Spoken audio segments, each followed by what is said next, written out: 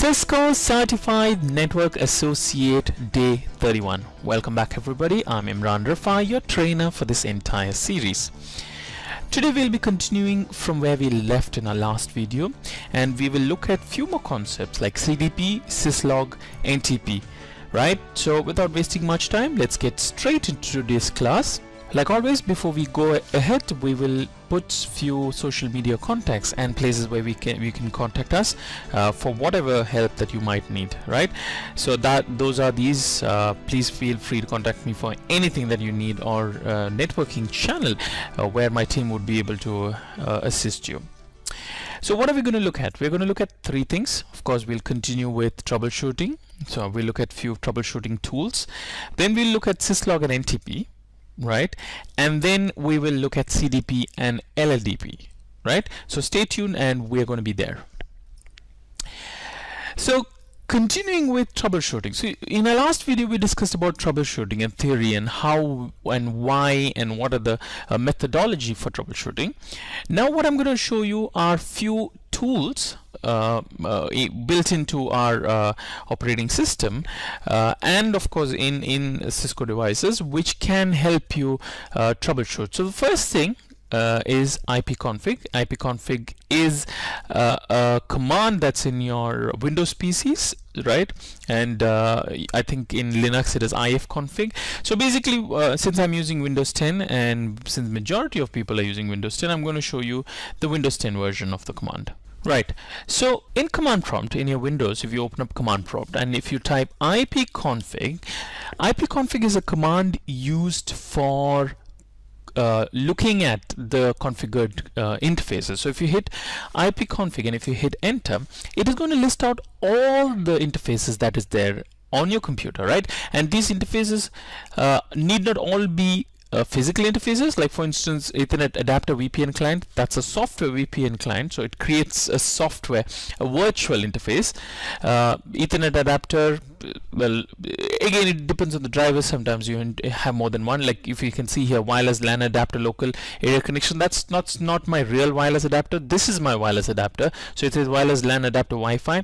This is the one I'm connected to right now. So I'm connected to my wireless on this adapter. There is Ethernet VMnet. Now VMnet is again from VMware, so it's a virtualization technology. So these are installed by VMware. So VMnet 1, VMnet 8. Then there's tunnel adapters. These are all installed by my VPN software, right?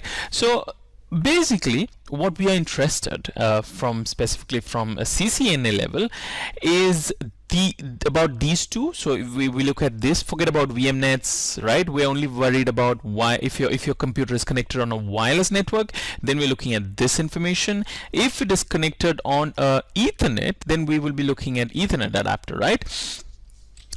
So in my case, we're connected on wireless LAN, right? So when you're troubleshooting your computer or in your client's computer or your customer's computer, you would come and put this command ipconfig and you're going to look at the IP address. Now if you know if there is a DHCP configured in the network, look at this IP address. Is this IP address from the DHCP range? Right? It could be that this user had configured static IP. So maybe this is not even part of the DHCP. Or maybe the IP address is the API address, if you remember, API IP address, right? The 169 address. So maybe this device is configured for auto configuration, but because of some network issues, it couldn't contact the DHCP server and it had to auto configure an IP address from the 169 range, right? So this is going to be one of the first things for you to come and type on your computers if you're trying to troubleshoot. Now, this gives you some information, but if you want a little more information, you can say ipconfig space /all, right? Now that is a slightly elaborated version of this command ipconfig, but this gives you more information. It gives you the description, right? Whatever description that is there for the for that card. So this is a Realtek wireless LAN 802.11, right? 802.11n card. There's physical address, that's my MAC address. DHCP is enabled, auto configuration is enabled. This is the link local IP address. If you remember FE80, that's a link local address. Then you have IP address 192.168.1.0.3, that's my IP address. Then there's subnet mask, lease obtained, lease expiry. So it's also going to, like if you remember from DHCP that there is a lease time, right? So it is going to tell me when was this lease obtained. That's 14th of March 2017 at 9:10. It's going to expire 15th of March 2017 at 9:10 p.m. or 21:10. Then it's going to say it's going to talk about the default gateway. So default gateway is 192.168.1.1. DHCP server is the router 192.168.1.1. Then you have few more information. Then there's DNS server, which is again it is pointing to my default gateway, which is nothing but my router, right? So these are the information that is got by typing ipconfig. So you look at this information. If this information is like how it is supposed to be according to your design, then the problem is not with the IP address. So you're going to look at a few more tools, right? So let's look at the next tool that's available. Then we have NSLOOKUP, right? So let's say, for instance, you say fine, those seem to be all right. What could be the issue? You could use the next tool. Let me just minimize this. You could use ping. So I'm gonna ping. So let's start with ping. So you say ping, and I'm pinging to 8.8.8. 8.8.8 is Google's public DNS, right? So when I click on, when I ping 8.8.8, it is pinging. So if it is not pinging, you know, okay, there is connectivity issue somewhere. If DHCP is assigned and if IP address all looks all right with ipconfig, and then still if there is a connection issue, then you know there is a problem somewhere. So that is what we have to find out, right? So ping is working. This is how you ping. Now if ping is not working for some reason, there is another tool called traceroute. So we say trace RT, that is the Windows version, trace RT, and then you can type the IP address. It is going to do exactly the same thing as ping, but what it is going to do is it's going to make ping with TTL as 1, right? So it is going to send first TTL. So it says it goes to my router 192.168.1.1, that is DDWRT, that's my router. Again, DDWRT is a custom firmware, right? So I have changed the operating system of my router and put the DDWRT. So people, if you're a little bit IT and if you want a great operating system for your router, try DDWRT. That's open source. A lot of market, like you buy a access point or a router from the market, you can install DDWRT. You can check out information about that from the websites. Just Google for DDWRT. Anyway, I don't want to get into that. I'm just like extra information for people who are really looking for a custom firmware for your home routers. Anyway, so after that it says 192.168 DDWRT 192.168.1.1. then it is hopping to my fiber. So how I'm connected is I have a fiber that terminates, fiber router, so that is the one that connects to the internet, and then I have connected an access point. So that internet, that's why you would find two private IP addresses here, right? So from there it goes out to the internet. It hits my ISP qatar.net.qa. then it's gonna go, I mean, that's how it goes through the internet. It hops and hops and hops, and finally it reaches 8.8.8. So it took about 14 hops to reach 8.8.8. But if there is a failure somewhere, let's assume my internet, my ISP link is broken for some reason and it's not working, then it would fail after the third attempt, and then I would know where to look for errors, right? So traceroute is a brilliant tool to do a little bit of troubleshooting. The next thing that we want to look at is NSLOOKUP, right? So it is NSLOOKUP. Now what does NSLOOKUP do? NSLOOKUP is looking, it is going to tell you about your DNS server, right? So now when I type NSLOOKUP and hit enter, it is telling my DNS server is the DDWRT, which is nothing but my router, right? The address is 192.168.1.1. and now if, like for instance, like in my case, my router is configured to do a lookup with DNS 8.8.8, which is the Google DNS. But in case you want to change it here, I would say server and type 8.8.8.8, right? So now it says okay, now server, if you see earlier the default server was DDWRT, now the default server is 8.8.8, which is nothing but the Google public DNS google.com, right? Now you can ask for some information. So I'm going to say, okay, what is Microsoft's or for instance, let's do Cisco. What is Cisco's IP address? So I do Cisco. If you remember our video on DNS, you know how DNS works, right? So it's going to look at all the different ways. So you're going to say .com, and then it goes to go to Cisco, and it has come back with IP addresses. Now these are all Cisco IP addresses. If you see, Cisco is using IP version 6 addresses, right? There are 2 IP version 6 addresses, and then I have 2.23.245.84. that's the IP address for Cisco. I could look at another one. I would say google.com.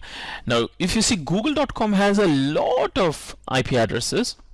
That's because Google is such a big service. There are so many people, right? there is a joke that nowadays, if people want to know if internet is working, they just type google.com, because google.com has become the default place, right? So Google is de facto for a lot of people.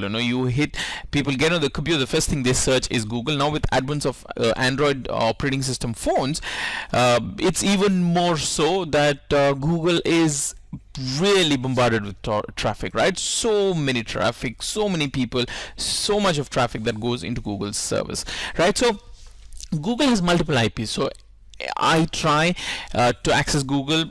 Maybe I would get my computer would pick one of these IP addresses, right? So that's how you look at DNS lookups. You can type your websites or domain names, and it will pick up what is the current IP address for that particular domain name, right? So these are some of the tools that we could use to troubleshoot, right? And of course, troubleshooting is not about these tools, it's about how to use these tools, and then it's about practice. As you practice, as you become more and more into this industry, right? So you start doing a little bit of practice, you start learning a lot of theories, right? If you're following with us, of course, you would know a lot of theories, but again, hands-on, right? You start doing, you start configuring. Over a period of time, you look at a problem. Let's say somebody says something is wrong with your computer. You have a fair idea what could go wrong, right? That comes with experience, and that comes with a lot of practice. So practice is key, right? So what I'm going to do is I'm going to like I said, maybe in another 1 or 2 videos I should be completing ICND1. Once ICND1 is completed, I'm going to create some practice labs. I have some plans. I don't want to reveal anything now, but just stay tuned. We are definitely going to go there. I'm going to give you a lot of practice. I want you guys to have hands-on practice, right? So stay tuned for that. Right, so that's that. Let's get to the next one. Next, we're going to talk about syslog and NTP, right? Before we talk about syslog, I want to talk about terminal monitor. So what is terminal monitor? I'm going to open Packet Tracer. I'm sure most of you will have Packet Tracer now. If not, please feel free to go to Network Academy and register and download, right? I don't want to get into how and what and why. Google is your guru. Please use Google. Get Packet Tracer. Once you have Packet Tracer, I'm going to put 2 routers. So let's say 2 routers, and I'm going to connect these 2, and let's configure them, right? So this is right. It says no, enter, configure terminal, host name router 1 or router 0, just not to confuse. So router 0. I'm going to make this router 1, right? Configure T, right? Host router 1, right? So I have 2 devices connected to each other. So I'm gonna move these two guys up. Right, so I have these two devices now. So I've renamed this router 0 to R0 and router 1 to R1. So that's that. I'm going to do enable password. Okay, enable password.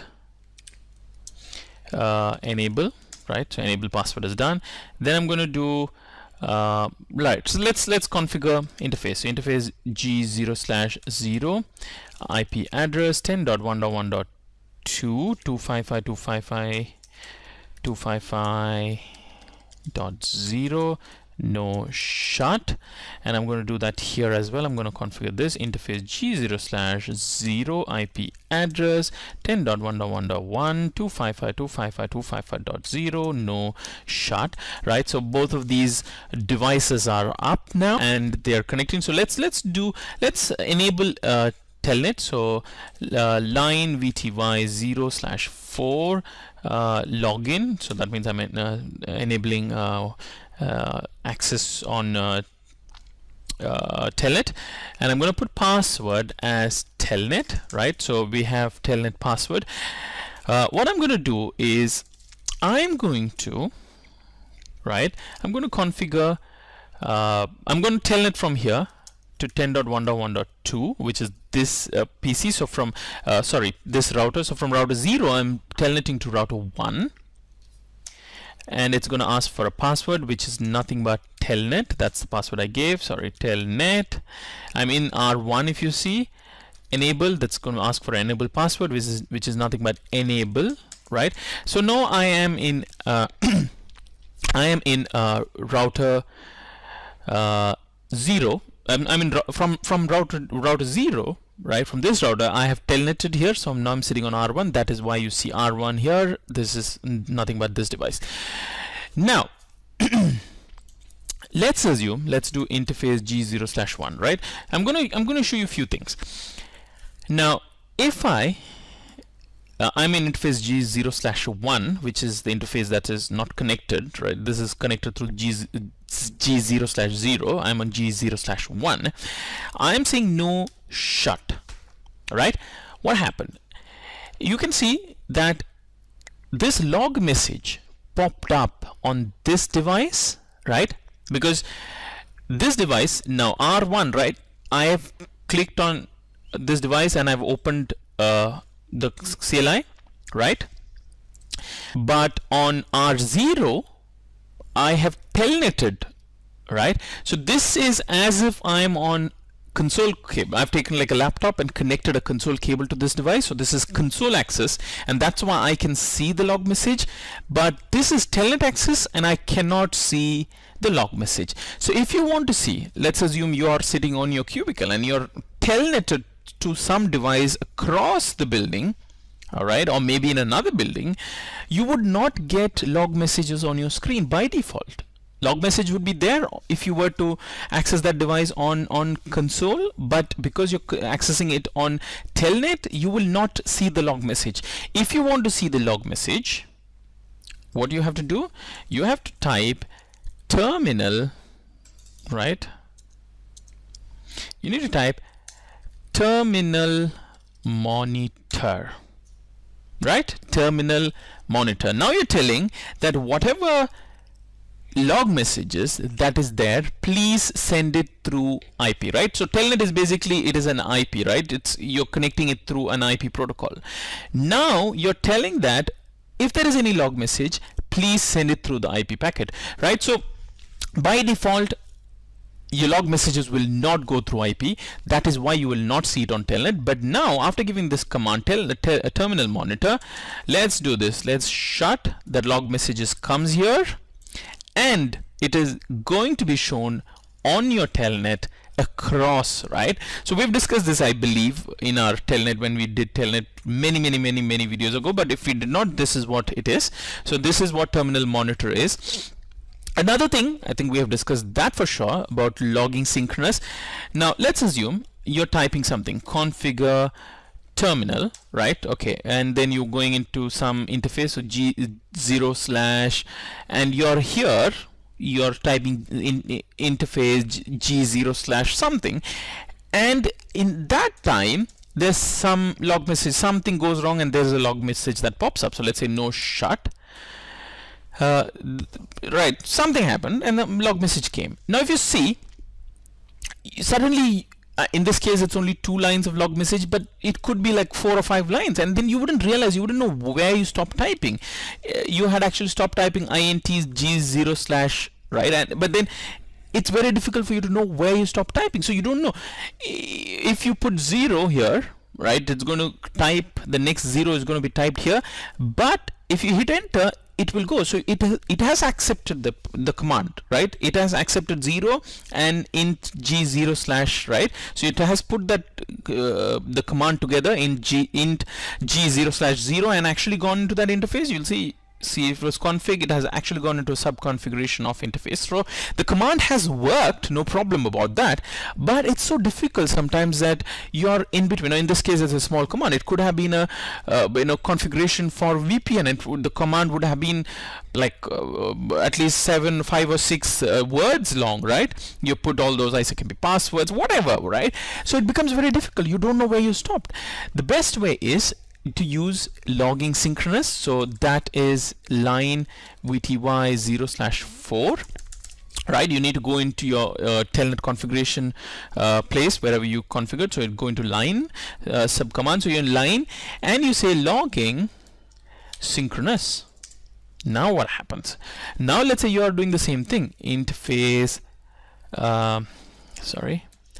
interface G0/, let's go out, so you will see that how it is. So int G0/, exactly what happened last time, and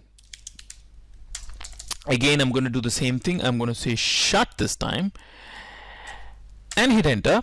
You see what happened? It showed that log message, but it repainted whatever I typed. I had typed this earlier. So after showing the log message, it created a new line. It typed everything that I typed earlier. So as a user, it becomes easy for me, right? I know what I was typing. Okay, log message came, that's fine. It's not interrupting me because whatever I was typing, it is still there, and I can hit whatever there and I can continue from where I stopped. So that's what logging synchronous is, right? So we popped up.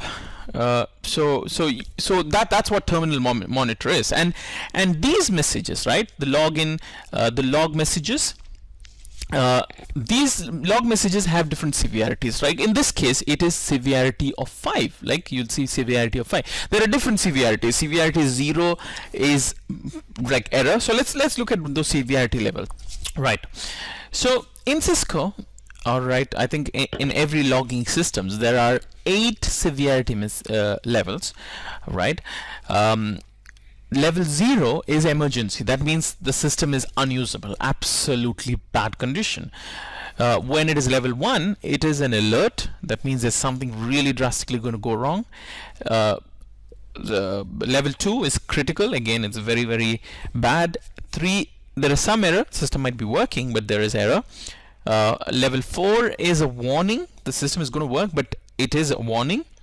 Level 5 is notice. If you remember, when there's a link state change, right, when you shut down and when you do no shut, that is 5. That's notice. It's giving you notice of things that's happening in the system, right? So notice. Level 6 is informational. So it's again going to be giving informations regarding different things that's happening. And 7 is debug. So if you have enabled debug messages to pop, right, some debugs coming through, all those are going to be your level 7, right, which is the lowest. Basically debug is basically used for testing purposes.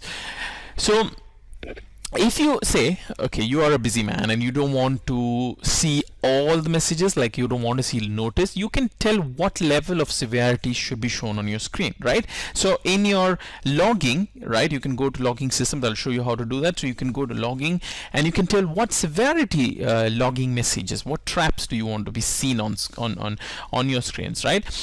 Again, we will also look at how syslog server is configured, where all these can be sent to a server for, of course, doing auditing purposes and things like that.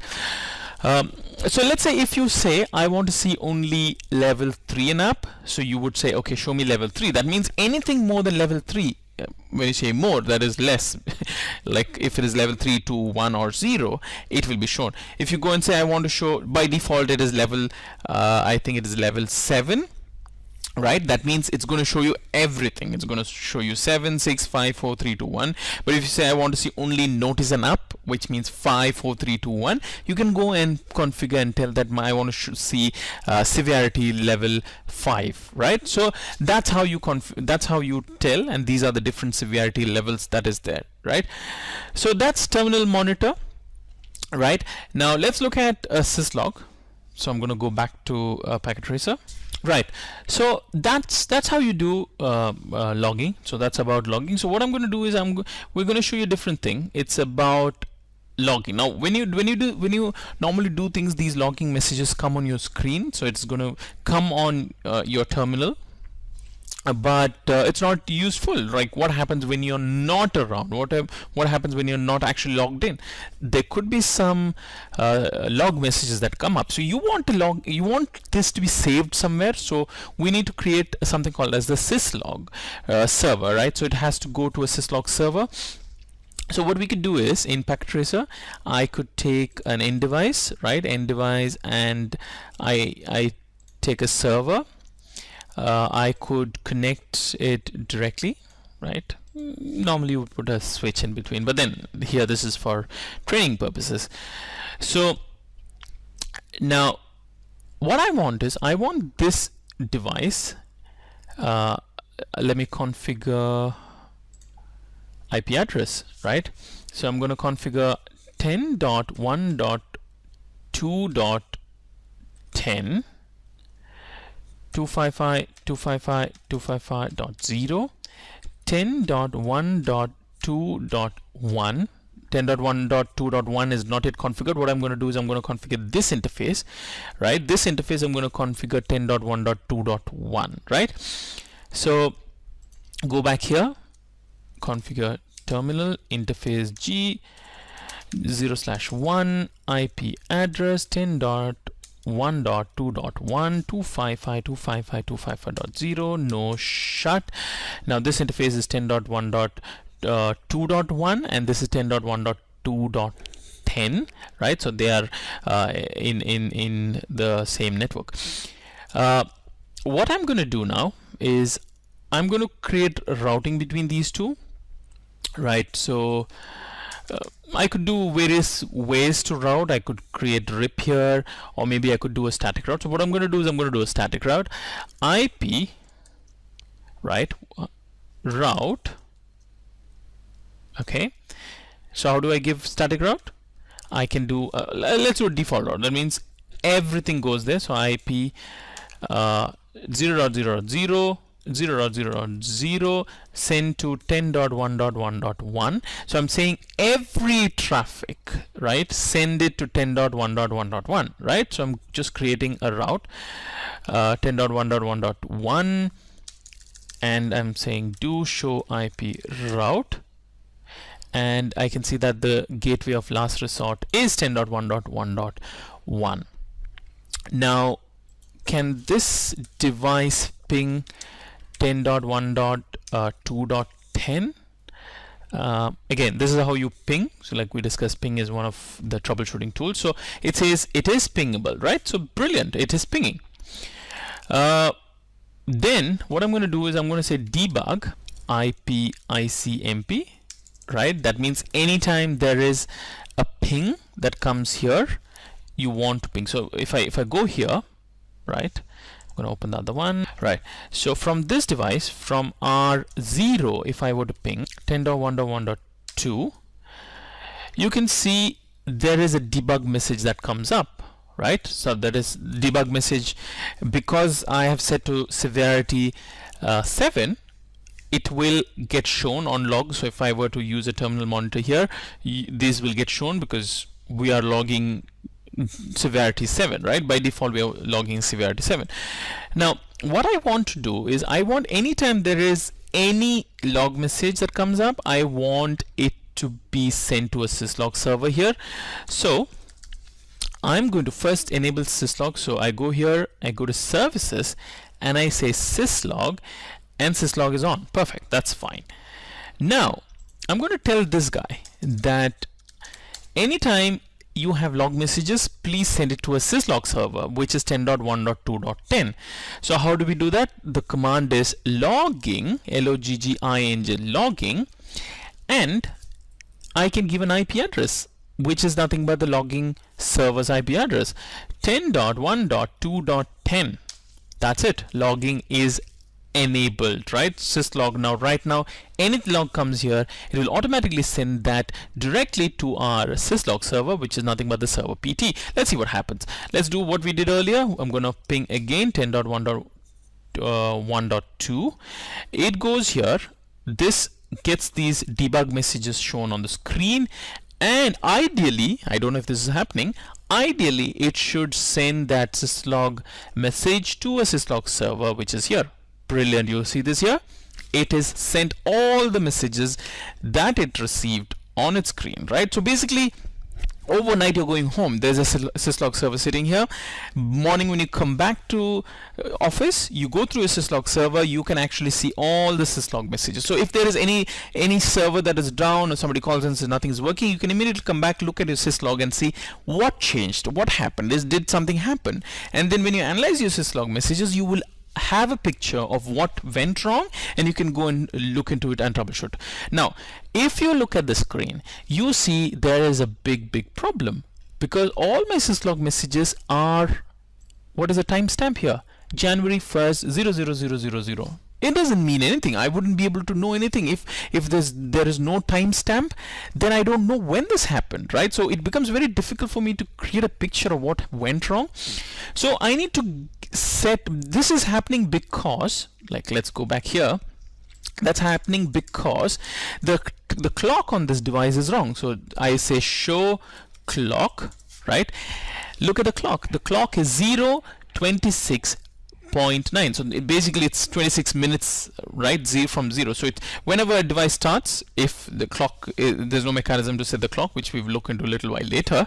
But if by default, whenever clock starts, it starts at 000 on 1st of March 1993. That's how it is. So basically this router has been on for 26 minutes. That's why the clock currently says 0.26, that is 26 minutes. That's not right. So we need to set the clock. So I can set the clock by, like, I can manually set the clock. So let me set the clock here.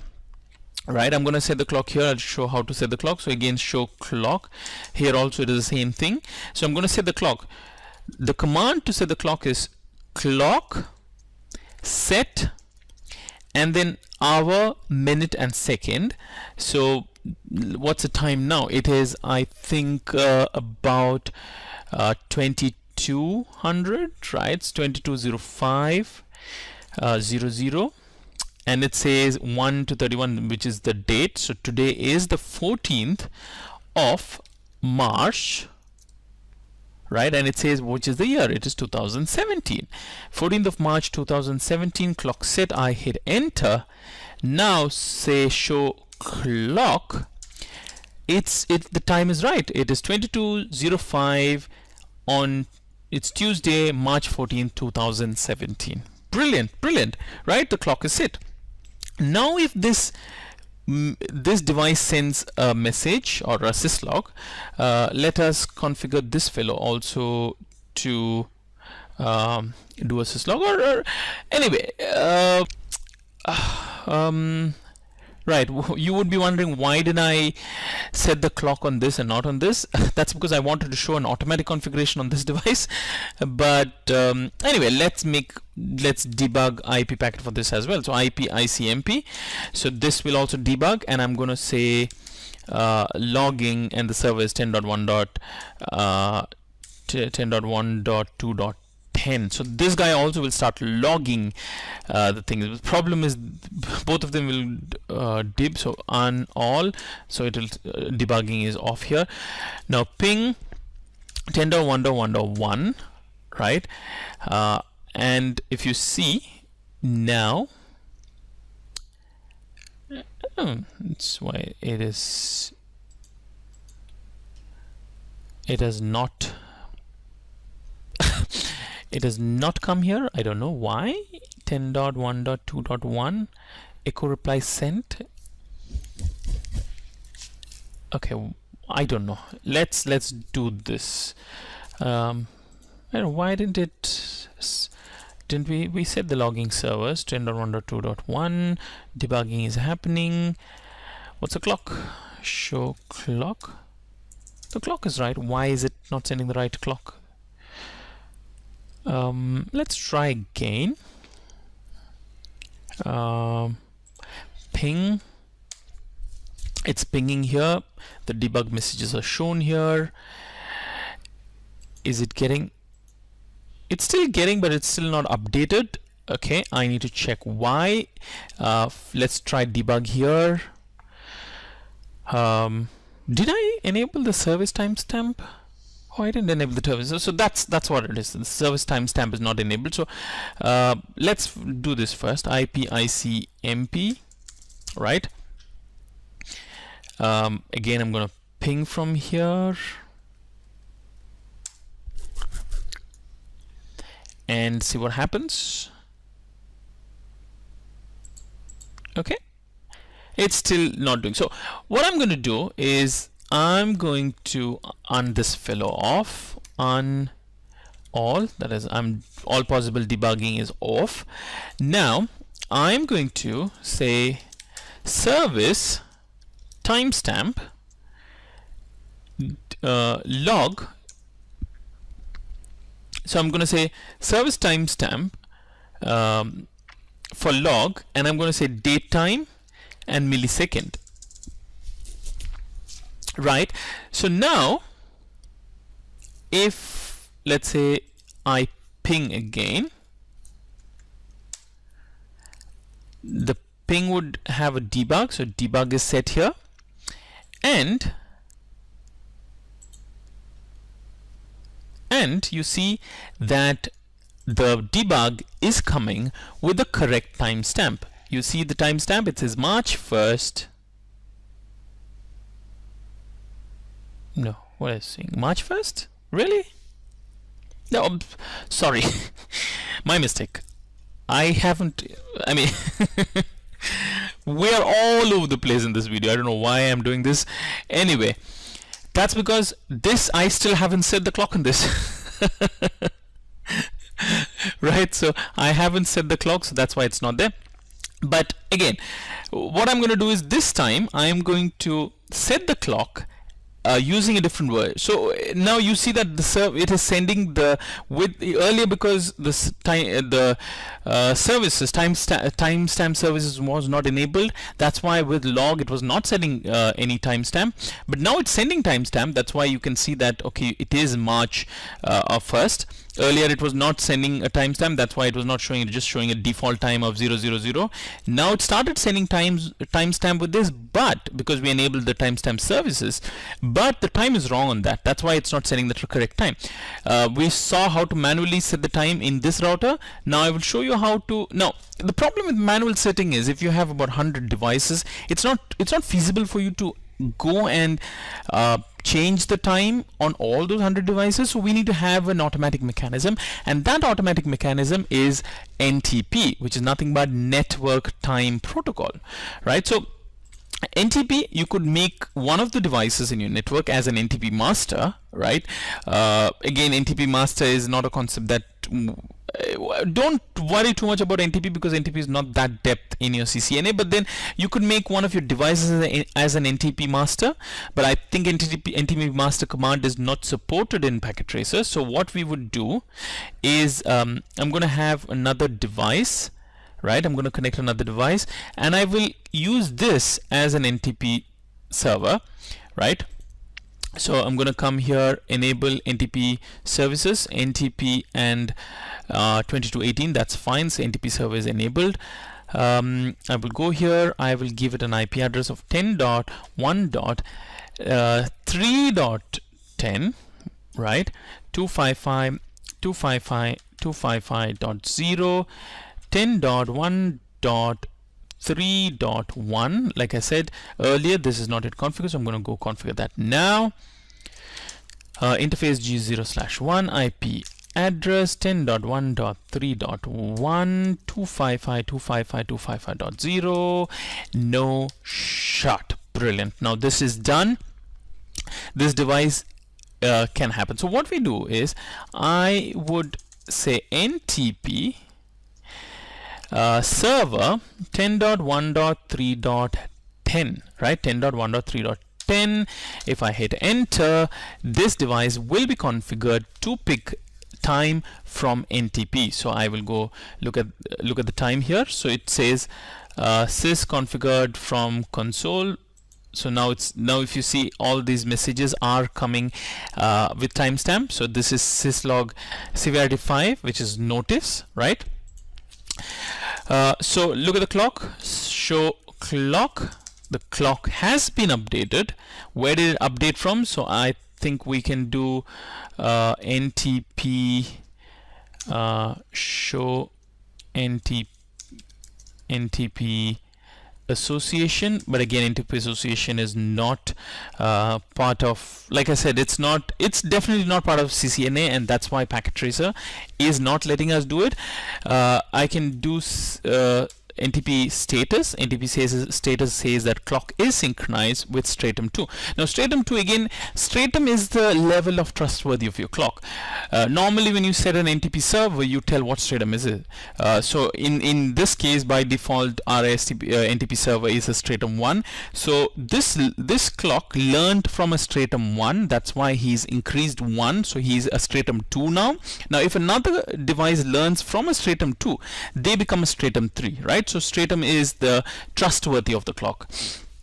All these informations, basically the clock is synchronized, that's why it is. Now let's see what happens if I were to do the same thing. If I were to ping that device, this device it gets a debug message, and now it sends a syslog message here, and we see that syslog message has been updated with the correct time. It's March 14th at 22:19 time, and it tells all the things that happen on the switch. It says ICMP debug, right? So this is about NTP and syslog, right? I know we were all over the place. I had a very long day, but I did not want to wait another few weeks because we're already really late with the series. So I want to complete the series, so I'm trying to give it more time. So I had a long day, but I thought I have to get this video out today, right? So that's that. Let's see what is the next topic that we need to discuss. Right, so terminal monitor, syslog, NTP, we have discussed all these things. Next we're looking at CDP. What is CDP? CDP is Cisco Discovery Protocol, right? So this is a protocol that is used to identify devices. Let's say you are a new employee, you're coming in and you realize your company's network, you don't have a logical diagram. Your company, nobody knows how the how the devices are connected, right? So Cisco gives a beautiful protocol called the Cisco Discovery Protocol. It's a tool used to identify devices connected. Now Cisco CDP is Cisco proprietary, obviously, that's why it says Cisco Discovery Protocol. There is another open source protocol called the Link Layer Discovery Protocol, or LLDP, that we right? So LLDP does exactly similar thing like CDP does, but it is since it's open source, a lot of devices support LLDP, but Cisco devices support CDP, right? So in a Cisco device, CDP is on by default, LLDP is supported, but it's not on by default, so you need to on. So if you have a mix of Cisco and other vendor devices, then LLDP is the way you should be going. If your device, if your computer is purely Cisco, right, you only have Cisco devices, then CDP is the way to go, right? So let's see how CDP and LLDP works, right? So we're back in this topology that we did earlier. I'm going to add few more devices, or at least one more device, which is nothing but a switch, because I want to show how CDP looks at switches. So let's assume, okay, I take the switch, I connect the switch here. I'm going to disconnect this, right? Okay, and I'm going to connect a switch to the other interface of the router. Of course, the switch will go through what it has to do, so it's going to take some time. So let's go to this device. So I say show CDP, right? And if I hit enter, show CDP, it is going to tell that it is sending CDP packets every 60 seconds, sending as a whole time of 180 seconds, and it is sending CDP version 2 advertisement, right? So what basically CDP does is it sends CDP packet. It's a CDP discovery packet. It's going to tell what that device is. So it's identifying itself. It's saying this is what I am. These are my capabilities. So every time there is a CDP advertising that it sends to its neighbor, right? So I say show CDP neighbors, right? So let's open this up a little bit. All right. So what does it say? It says this device R0 has two neighbors, that is R1 and switch. R1, now these are host names. This is by default, so we just put that device. We have not changed the host name. So whatever you see here are going to be the host name, right? So R1 is connected to R0 on a local interface of G0/0. So R0 through its G0/0 interface, R1 is connected. What does that device do? That device has the capability of a router. So it's a router. R means router. It can only do router.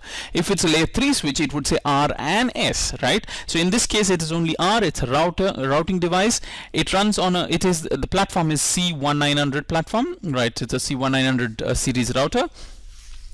On that device, this connection, right, from R0, G0/0 goes to R1's G0/0, right? So what you could do is, as you type these CDP neighbor commands, you can start drawing a logical diagram. You can say R0, I would say R0 connected to R1. So you know R0 is connected to R1. So in R0, the interface is G0/0. In R1, the interface is G0/0. So you got your first, like you draw two devices and you have got your first connection.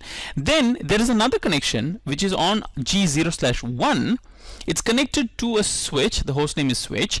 What is the capability of that device? Is switch, right? So you're not, I could name host name anything. You know, in the router I could name a switch I could name as router. So don't look at this. This is where you need to look at. This is a switch. This is a router, right?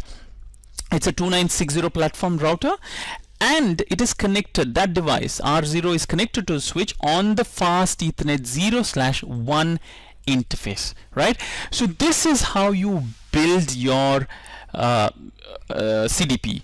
Now CDP is, like I said, like you saw, you know, it sends updates every few minutes. Like, it's, what did it say? It said every 60 seconds it sets a CDP update. So basically, in a router, it's up to you as an administrator to know, is it critical? Do you want CDP to be enabled? By default, it's enabled.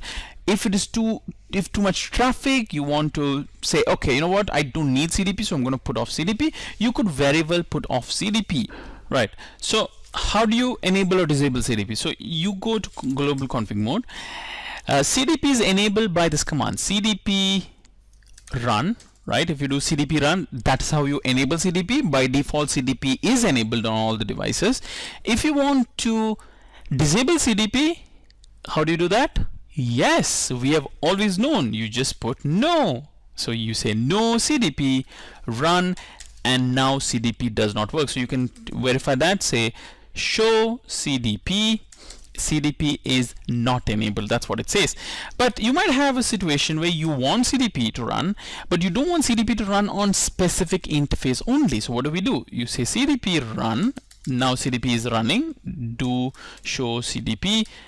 Sorry, CDP. So you see CDP is running now, and you go to the interface there you don't want CDP to run. You would say I'll show you how to enable CDP. So it is CDP enable.